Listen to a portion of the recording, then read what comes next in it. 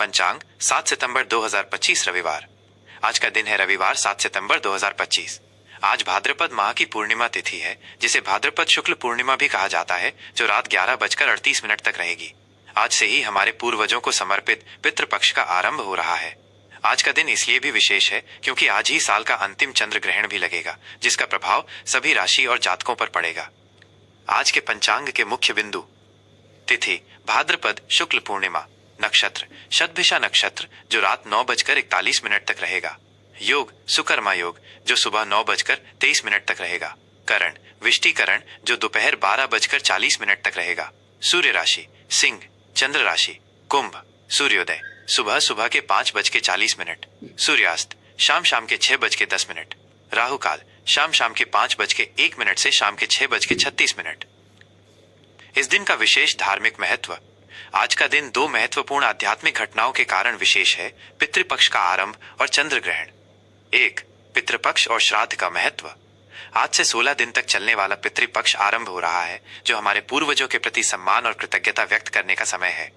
सनातन धर्म में यह मान्यता है कि पितृपक्ष के दौरान हमारे पूर्वज पृथ्वी लोक पर आते हैं, इसलिए उनकी आत्मा की शांति और मुक्ति के लिए इस समय श्राद्ध, तर्पण और दान पुण्य के कार्य किए जाते हैं। आज पूर्णिमा का श्राद्ध है। इस दिन उन सभी पूर्वजों का श्राद्ध किया जाता है जिनका देहावसान किसी भी पूर्णिमा तिथि को हुआ हो। आप आज के दिन अपने पितरों को जल से तर्पण करें। इसके लिए जल में काले तिल, जौ और गंगा जल मिलाकर दक्षिण दिशा की ओर मुख करके तर्पण किया जाता है। साथ ही ब्राह्मणों और जरूरतमंदों को भोजन कराकर या दान देकर पितरों का आशीर्वाद प्राप्त करें। 2. चंद्र ग्रहण और सूतक काल। आज रात चंद्र ग्रहण लगने वाला है।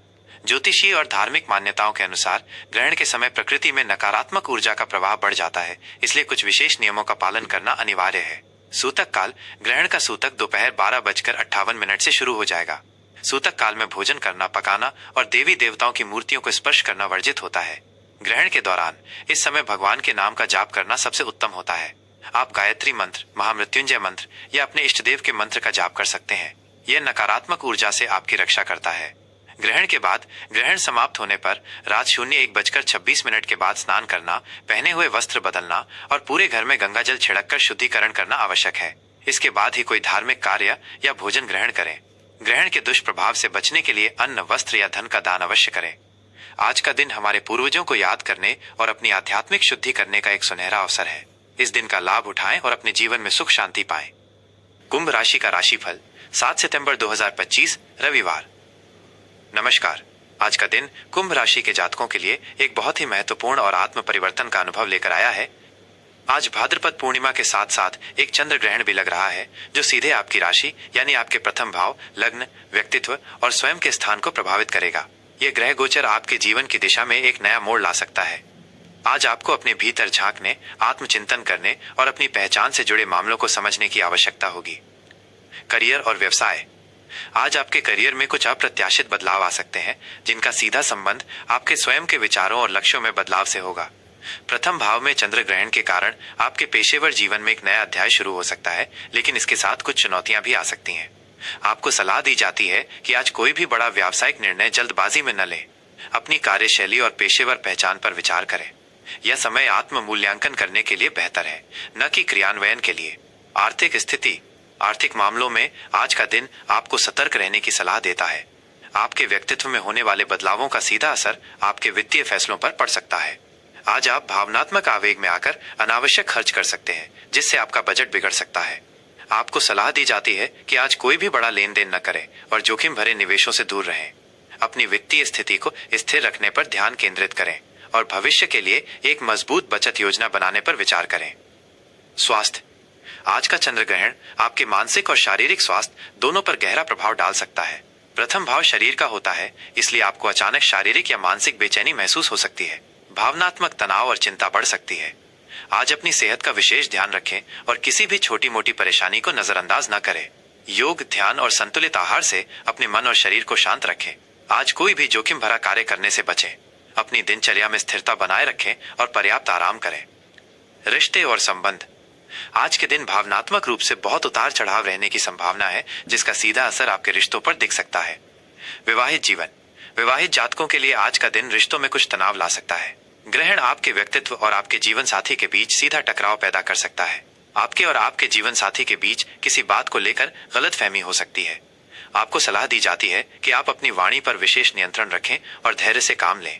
अपने जीवन साथी को समझने का प्रयास करें और मिलकर किसी भी समस्या का समाधान करें। अविवाहित और प्रेम संबंध। अविवाहित जातकों के लिए आज नए रिश्ते की शुरुआत करने के लिए समय अनुकूल नहीं है। यदि आप प्रेम संबंध में हैं, तो आपके और आपके साथी के बीच किसी बात को लेकर गलतफहमी या दूरी महसूस हो सकती है। धैर्य और समझदारी से काम लें। अपने साथी को समझने की कोशिश करें और किसी भी मुद्दे पर खुलकर बात करें। मानसिक और भावनात्मक स्थिति। आज का दिन आपके लिए आत्मचिंतन का दिन है। प्रथम भाव में ग्रहण होने के कारण आप अपने जीवन के लक्ष्यों, पहचान और भविष्य को लेकर भ्रमित महसूस कर सकते हैं। आज आप अपनी भावनाओं को समझने और उन्हें व्यक्त करने के लिए संघर्ष कर सकते हैं। अपने मन को शांत रखने के लिए आप आज किसी शांत जगह पर अकेले समय बिता सकते हैं। शुभ अंक, शुभ रंग और उपाय। शुभ अंक और रंग। आज के लिए आपका शुभ अंक 8 रहेगा। यह अंक आपकी राशि के स्वामी ग्रह शनि का है, जो न्याय और अनुशासन का प्रतीक है। आज आपका शुभ रंग गहरा नीला और काला है। ये रंग आपके भीतर की ऊर्जा को बढ़ाएंगे और नकारात्मक ऊर्जा को दूर रखेंगे। उपाय। ग्रहण के अशुभ प्रभाव को कम करने के लिए कुछ विशेष उपाय करें। ग्रहण के दौरान और सूतक काल में शनि देव के मंत्रों का जाप करना आपके लिए बहुत लाभकारी होगा।